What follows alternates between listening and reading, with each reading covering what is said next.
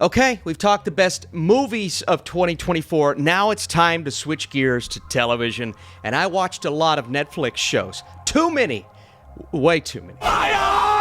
So today I'm giving you my 10 best Netflix shows or seasons from 2024. If there's a series that I missed, I'm human, can't watch everything, leave those comments down below. Did you like my list? And what would your top 5, top 10 be? Also, should I do a best overall television ranking of 2024? If you want to see that, drop that like. If we get like 500 likes, we'll do best TV. Nice. If we get 1,000 likes, I may do best shows of the decade. So far, that would be a tough list, but I'm up for it. I am a binge-watching machine, but like I said, I haven't seen everything. Jurassic World Chaos Theory and The Brother's Son. Look, I wanted to watch it. I think my daughter was sick that weekend, didn't get a chance, but I'm sorry. But before we get into my honorable mentions, let's talk about a few seasons that just kind of disappointed me this year. Maybe I expected more out of them. How about the final season of Umbrella Academy?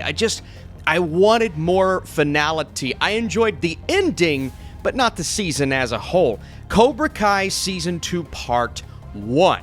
Now, Part 2 started to turn things around for me, but Part 1, that batch of episodes, I watched it. I expected more. Later on, they may have delivered a little bit more. How about Chaos? A lot of people really enjoyed this. It wasn't my cup of tea. I saw Jeff Goldblum and the concept, got really excited. Didn't quite work for me. But let's turn the tide, let's get positive, and talk about the shows that almost made my top 10. Monsters, the Lyle and Eric story. I enjoyed this. Not as much as Season 1, but I thought it was intense. A killer paradox, this anime come-to-life style of show. Had a really good time with it. Here's Cobra Kai back in the good category. Season 6, Part 2, which ended on a really high note. Black Doves. Look, I know not everyone liked Black Doves, but overall, the performance is really solid. Although it is weird that I liked Ben Wishaw's character a lot more than Keira Knightley's. Twilight of the Gods. Look, Zack Snyder struggled with the Rebel Moon movies, not the extended cuts, but Twilight of the Gods was kind of a redemption, had a good time with it. Very sexual for an animated show. Speaking of animated shows, here's an anime, Terminator Zero. Some of the best Terminator content I've seen since T2. That is not a joke. Now, I do wish it would have done a little bit more overall, but I had a good time with it, really entertaining. All right, first up, we have The Diplomat Season 2. I just love Kerry Russell in this role. She is awesome. And this is the kind of television, this very down-to-earth, legal, government-centric drama that I was kind of looking for prior to the Diplomat. We've had series like this come and go, but this one's actually staying in the zeitgeist. Part of that is due to Kerry Russell. Maybe another part of it is Rufus Sewell and some of these other actors here. Great performances, Rory Kinnear. But Kate's just a badass character, and you really see her take command of that in Season 2. I think the stakes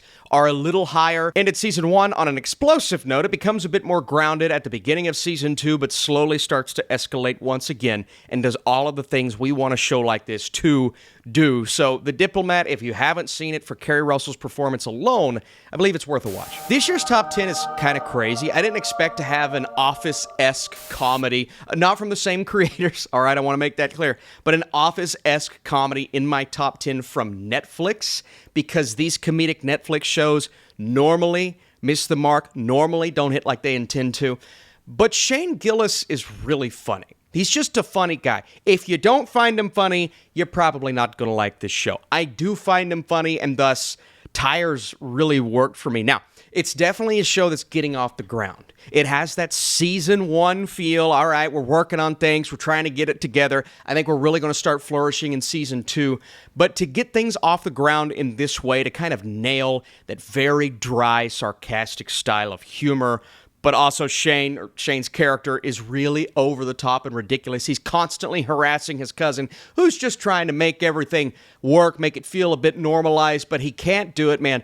This is one of those shows that you're either going to laugh at or you're not.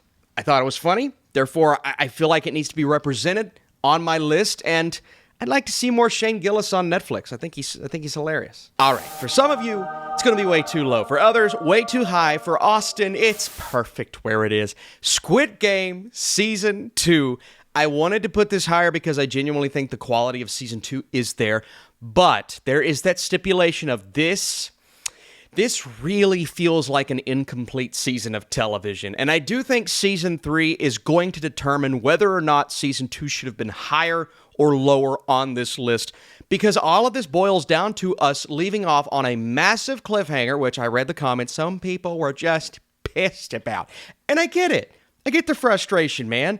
I want to know what happens next, too. But I don't want to take away from the quality of this season otherwise, where we're thrown back into the games, once again following our title character, and he's a lot more withered. If you look at that before and after pic from when he first got there in Season 1 to now, and I know it's years later, but my God, this poor guy's been through the ringer. But we're going through the ringer again. Some of the games this season are really entertaining. The merry-go-round game is awesome. But it does take a little bit to get there. And that ending is a massive cliffhanger. So with those two issues, I'm going to put it lower on this list. But just know, I, for one, thoroughly enjoyed Season 2, but I do think Season 3 is going to, that's going to be the determining factor. Also, DiCaprio's in Season 3. What is going on? What? Next up, Ripley. This man's a fraud. Well, of course he is. Ripley's been played by a handful of individuals who all bring something different to the table, but I genuinely believe the more I thought about this show, not even when I first reviewed it, because I really liked it when I first reviewed it, but the more I thought about it, I'm like, man, Andrew Scott may be the most interesting, not definitively the best, but the most interesting version of Ripley we've ever seen. I think part of this is enhanced by the style of this series. The entirety of it being in black and white, this color grading is outstanding through and through. This ominous atmospheric feeling to it that even though you kind of know what you're in for with episode 1, you're not going to let him fool you because you know what he's all about. But you still kind of start to gravitate towards him. I think that's the beauty of Andrew Scott playing this role. And, you know, he doesn't come across as maybe intimidating as certain other versions of the character, but he adds his own flavor to it that was kind of captivating. I genuinely mean that. Dakota Fanning is really good. Johnny Flynn as Dickie, the relationship that is formed in the first couple of episodes, but as these secrets are uncovered and you start to realize what's truly happening, which, again, you kind of know that in the beginning, but I thought Ripley was very compelling as a series, and it got better. It aged well, like a fine wine. All right, from the creators behind Game of Thrones, we have Three Body Problem, a show that I was super excited for. And I know that's going to have people stopping in their tracks going, Austin, what are we doing? They ruined Game of Thrones, but you have to think about the 6 to 7 seasons prior to that final season. And guys, they also made this show what it was. I get it's the source material, but you have to bring that to life in an impressive way. And so I don't want to throw them under the bus immediately. And I'm glad I didn't with this series because it genuinely became much more compelling than I anticipated from the beginning, which was a little convoluted and a little confusing. You had this decision in 1960s China that reverberates through the present, people seeing stuff in the sky, all these scientists taking their own lives. What does it all mean? How do these things start to tie together? Well, first of all, they tie together through a story that is insane at point. I mean, you have to you've got to keep up as you go. I'm not going to say it's as complex as a show like Dark, but there's a little bit of that combined with the convoluted nature of what they're trying to do. But also, it's through the stacked cast, which is just amazing. Isaac Gonzalez, Liam Cunningham, Benedict Wong, Mario Kelly, John Bradley, Jonathan Pryce. I mean, across the board, they have the cast, they have the idea. And now it's up to them to start bringing it home. Like, what are we going to do with Three Body Problem? Is it a show that starts to go off a cliff, or do we keep that momentum from the ending of that first season? I hope they do. I'm looking forward to it, but you never know. Eddie has inherited his father's estate. Eddie, played by Theo James brilliantly, might I add. This is The Gentleman. And The Gentleman is a series from Guy Ritchie that got better. Again, aging well after it was over. That I actually went back and started watching again. I'm like, you know what? This is a really good time. Like, it is just balls to the wall at points, insanity that ultimately becomes kind of a blast while you're watching. And all of these characters, not just Theo James, bring something different to the table. Susie and Jimmy, Mr. Lawrence, and obviously this is a spin-off-ish of the movie that starred Matthew McConaughey, Charlie Hunnam, Colin Farrell, Hugh Grant. So it doesn't have that level of star power. And I liked the movie. I thought it was good. But I found this series to be more compelling, and maybe that's because you have more time to spend with these characters. Maybe it's because this big drug empire that is inherited becomes even more insane than it sounds on paper. I'm not going to say it hits a wall after we get past the Guy Ritchie directed episodes, but the middle portion of the series clearly isn't as good as the beginning, but it does keep that momentum with Eddie and all these characters we grow to love, and it also kind of ends off on a really entertaining note. So I thought The Gentleman was super solid. If you like a series like this that is upbeat, rampant, keeps that crazy pacing, and is pretty funny at times, and you're invested in this cast, I would recommend this. Also, if you like the movie, you have to check out the show. Adam Brody, Kristen Bell, nobody wants this. You've got a rabbi and a sex podcaster. They get together, they fall in love, sort of. I mean, they spark a relationship, but it's a very interesting one, and one that becomes a little more rocky than at least they anticipate. But why wouldn't it be rocky when you have a guy who is literally devoting his life to this one thing, yet he's with somebody who's talking about sex consistently on a podcast, and is kind of roping him, pulling him in new directions that he's never been in, and frankly, you don't know if he feels comfortable with. Am I describing a romantic comedy? Is that what I'm describing? Yup, that's what the show is. And oftentimes, this is a cliche-ridden, full of things I've seen 1,000 times, which is great if it's handled properly, but most of the time it isn't handled properly, and it's like, I could go through this over and over and pick out reasons why the genre just doesn't often click with me. Well, with Nobody Wants This, it clicked. I don't know if it's the chemistry, I don't know if it's their subtle, sarcastic sense of humor, the way that they vibe, the way that they interact, the walls that we hit with each other. I was in, man. I was really in. And by the end, I'm like, I want you two to end up with each other. I love this couple, this relationship. Don't judge me. But when a show can get me invested on this level, and I'm thinking about these characters and their lives when it's over, I'm binging it with shorter episodes, and I want more after we finish season 1, that's when you know it's a win. And this show is a win. For fans of this genre, you guys are going to eat this up. Please watch Nobody Wants This. It is a great series. I know it had its problems. It wasn't as perfect as season 1, because season 1 is frankly some of the best animated television I think I've ever seen in my life, but I could apply a lot of that logic to season 2, man. Our characters that we know and love, they are still here. From Jinx to Caitlin to Vi to Victor to all of this madness that is going down, and season 2 was supposed to be, I mean, we are here. We are at the center of this war. These battles are finally coming to life. The prominence of this story hits its stride in season 2 for the most part. Now, this is high on my list, so my complaints aren't big complaints, but, you know, it definitely doesn't have the perfect pacing like season 1 did. We're highlighting through integral moments using music that is still really cool, and I love the imagery, I love the animation, but it just doesn't hit quite as hard as season 1 does. And we're left on, I'm not going to say cliffhangers, but some very open-ended stories at the end of season 2, and this is it, right? We're getting spin-offs, we're getting more time in this world, but for a lot of these characters, this is the last we're going to see, and that's heartbreaking, but at the same time, man, these creators, they had to make decisions. They made those decisions. Arcane is still Arcane.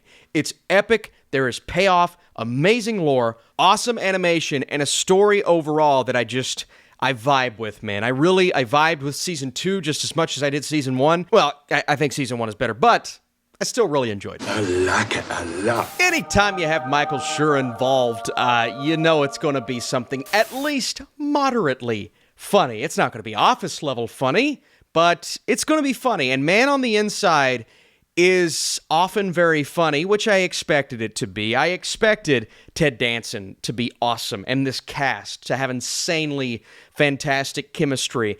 They do that. It is what I expected. Okay, I'm having a good time. But then this show starts to hit these unexpected levels of heart. And Ted Danson's Charles is a man on the inside. He's infiltrating this nursing home, trying to figure out who stole this thing. Okay, that matters. But it matters less as we go because he starts to get caught up with the people and to form relationships. And he's holding on to all of these things from what happened to his wife, to his relationship with his daughter. And now he's kind of finding his purpose at this point in his life. I think this is beautiful, man. It is a beautiful show. It is a funny show. You're going to find the heart in it fairly quickly. And ultimately, I mean, if you don't like this style of humor, it's a little quirky, it's a little silly in the beginning, but man, it slowly starts to find its own. I don't know what they would do with another season, but I'd love to see Charles again. I would love to see another season of Man on the Inside because they have created something great. But if we don't get it, fine. I'm cool with it because this is a beautiful standalone story with awesome performances, amazing relationships, and again, a lead performance, but really all of the performances. Susie Rutten, Margaret Avery, oh my God, Florence. Florence was such an amazing character. And my grandma was in a nursing home for a while, and we would go visit her. We would see all of the crazy things that were happening, and it just kind of threw me back to that time in my life. That was very emotional, but very beautiful. That's what this show is.